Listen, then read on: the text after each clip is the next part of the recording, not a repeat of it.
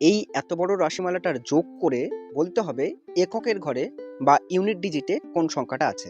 Unit ডিজিটটা কি? মনে করো একটা সংখ্যা আছে 7814339।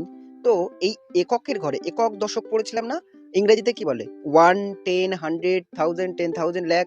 তো এককের ঘরে মানে প্রথম সংখ্যাটা কি হবে সেটা বলতে হবে।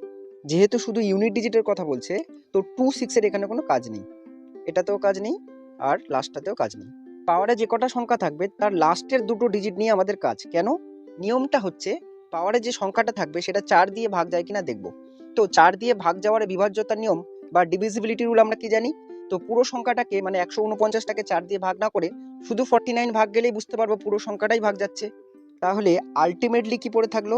3 থাকলো। পাওয়ারের তিনটে সংখ্যার মধ্যে লাস্টের দুটো সংখ্যা নিচ্ছি, মানে কত হবে? 49 হবে।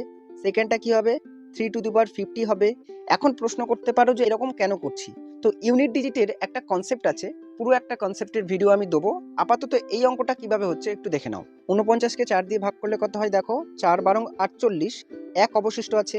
এটা 4 বারং 48, 2 অবশিষ্ট আছে। আর এটার ক্ষেত্রে 3 অবশিষ্ট থাকবে, মানে 3 এর পাওয়ার হলো 1, 3 এর পাওয়ার হলো 2, এটা 3 এর পাওয়ার 3। তো যোগ করা যাক। 3 এর পাওয়ার 1 মানে 3, 3 এর স্কোয়ার মানে 3 তিরিকে 9, আর 3 এর কিউব মানে 27। তাহলে 27, 9, 36 আর 3 39। যোগফল কত হলো? 39।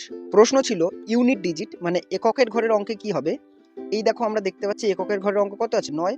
অপশন অনুযায়ী অপশন বি তাহলে সঠিক উত্তর। ইউনিট ডিজিটের উপর ফুল কনসেপ্টের একটা ভিডিও অবশ্যই দেবো।